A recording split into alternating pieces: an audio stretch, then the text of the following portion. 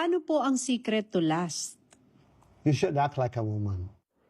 And here's a good advice about love and how to last in a relationship. This is Pinoy Extreme with Mama Ricky and Mama Rene. Let's do this. This is Pinoy Extreme. And feel like a woman. Kumbaga, dapat submissive ka. Hindi ka dapat modern na babae. Kasi pag nag-modern ka, chances are, you will lose your husband. Because you will use all your right, dapat ganito, dapat ganito. Walang dapat pag nagmahal ka. Pag mahal mo ang tao, nandyan ka para sa kanya. Whatever comes, you'll just take it into your heart. Ganun lang. Most of the modern women are very imposing when it comes to their values. Dapat ganito ka, kasi ganito ako. Dapat ito yung gawin mo, kasi ito ginawa ko. At kung ano-ano pang nakaset na dapat maging tayo. And in the end, nawawala or na-obliterate, natatabunan kung sino talaga tayo. Just so that we could maintain that relationship. And it's going to be very costly. Why?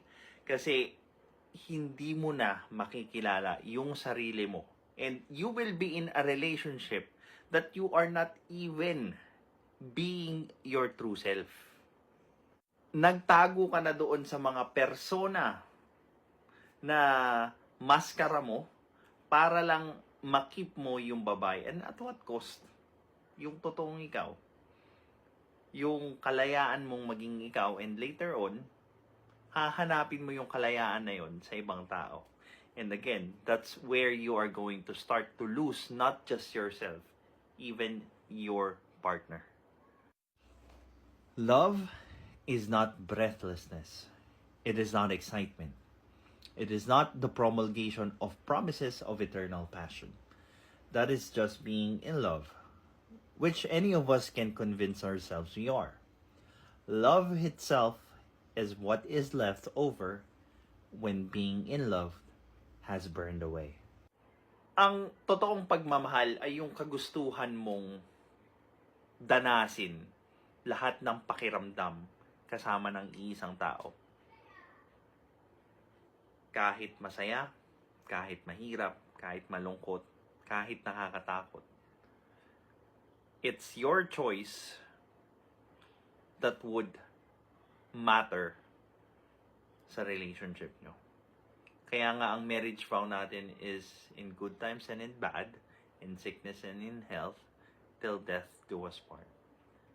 And that vow means that you are going to be better for the person, and hindi nyo lang tatanggapin ang isang tao or ang isa't isa dahil lang sa maganda yung sitwasyon nyo.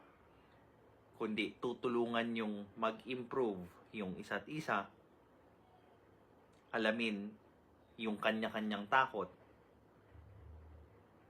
para mas mapabuti pa yung sitwasyon nyo. This is Pinoy Extreme. Have a good day.